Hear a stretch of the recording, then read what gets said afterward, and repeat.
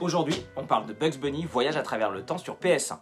Dans ce jeu sorti en 1999 et développé par Infogrames, on incarne Bugs qui va trouver une machine à voyager à travers le temps qui va l'emmener à la rencontre de Merlin qui va désormais lui expliquer qu'il est un voyageur du temps et qu'il devra collecter des réveillés carottes dorées pour pouvoir progresser dans les époques et rentrer dans le présent.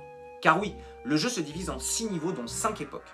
Nulle part, qui fait office de didacticiel pour apprendre les différentes compétences de base de Bugs, l'âge de pierre, qui reprend l'imagerie des dinosaures et des hommes préhistoriques, le Moyen-Âge, qui met en scène chevaliers, dragons et sorcières, le temps des pirates, qui met en scène...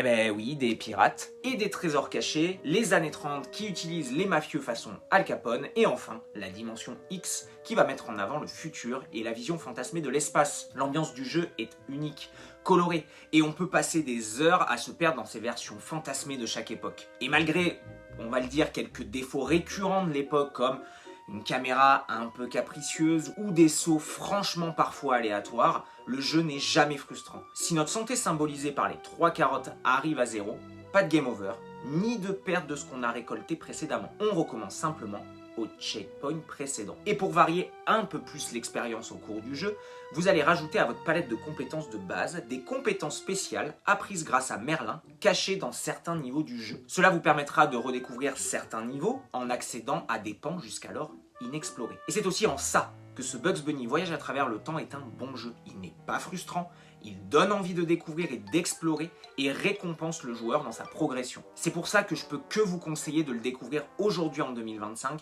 que ce soit sur une bonne vieille console de l'époque ou sur un émulateur. Est-ce que tu connaissais ce jeu? Dis-le moi en commentaire et abonne-toi pour plus de contenu comme celui-ci.